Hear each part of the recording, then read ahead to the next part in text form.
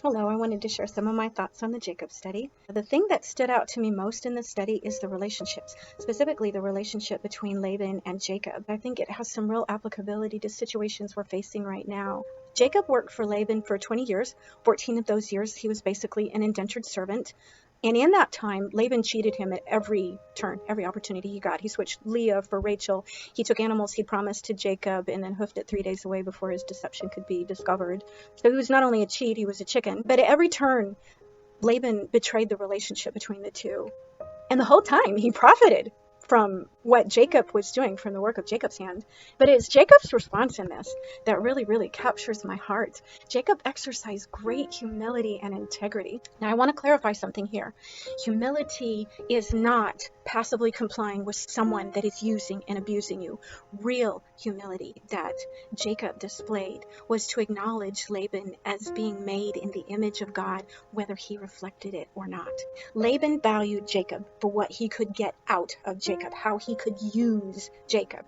Jacob valued Laban as a creation of God Almighty, and he treated him with respect and integrity. Jacob submitted first to God and then to Laban as an extension of his relationship with God. So when Jacob asked to leave Laban's employ, he wanted to go and make a living for his family, a reasonable request. Jacob countered with an offer for a salary. This was not a move of integrity on Laban's part. This was to keep Jacob around so he could continue to profit from him. It was a very selfish and self-centered act. Jacob agrees because he's following God's lead. And Laban continues to cheat him. What's amazing to me is that Jacob doesn't use Laban's breach of contract as a reason, justified or not, to go to war with him. Jacob follows God's lead in dealing with the injustice. He stays within the terms of the contract. He maintains his dignity and his integrity, and he follows God, and he honors that Laban is made in the image of God, and God does something amazing. Every time Laban tries to cheat him, when Jacob puts out the rods, God causes the ewes to produce whatever is going to benefit Jacob and not Laban. When God finally does tell him, okay, it's time to leave, Jacob goes to his wives, who he also treats with great humility and integrity, and honors them as being made in the image of God. And the response he gets back is amazing. Both Leah and Rachel, who were constantly bickering with each other, agreed on this one thing. They said, look, Dad sold us. He squandered everything he got for selling us. He's wasted all the family inheritance, and now he wants to come after what's rightfully ours. Whatever God has told you to do, do it. And Rachel goes the extra step of taking the family idols. While this may look like clinging to the old gods, it's a legal move. Whoever possesses those idols has legal claim in court to the family inheritance. It's a means of protecting her family if her brothers or her father come after them. Quality move on her part. And I think that Jacob treating them with the humility and the respect is the reason that she did that. It's Jacob's humility and integrity in the face of Laban's injustice. That is one of the main reasons that God changes his name to Israel. Israel means contender, or one who prevails. And Jacob was a contender, but he did it like a prize fighter. It wasn't all-out war. There were principles and values that he maintained in the way he fought. He honors that Laban is made in God's image and treats him accordingly.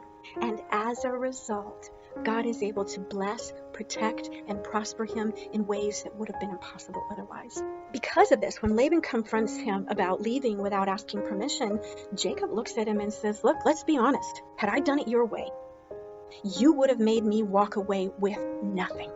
You know it, and I know it. God knows it. He has seen my affliction. He has seen my humiliation. He has seen the labors of my hands, and he rebuked you. How do you stand in the face of that? You don't. We are wrestling with real issues of injustice. People are deeply hurt and justifiably angry. Floyd, Aubrey, Taylor, these are just new and deeply painful wounds in a long-standing, old, and evil injury. It's an injustice that is wounding our hearts, our souls, and our nation. Most of us want to stand against this demonic evil. But how do we do it without going to war with each other? How do we create spaces for people to speak their pain and their hurt and their guilt and their shame and heal and be unified? How do we seek unity? And I mean unity, not uniformity. We don't need uniformity. I believe we do it the way Jacob did it. First, we submit ourselves to God, and we follow his lead in how we deal with this present injustice. We respond with humility and acknowledge that every person that we come across is made in the image of God, whether they reflect it or not. And we're going to have to do that by the power of the Spirit. We're going to have to speak with the power of the Spirit, not our own thoughts, not our own emotions. We need to take our issues to God and wrestle with him. We need to hold on to him and not let go until he transforms us into people who contend by values with humility and integrity, until he transforms us into people who prevail without destroying, without betraying. Perhaps then God can end the humiliation and affliction and evil and division that is racism.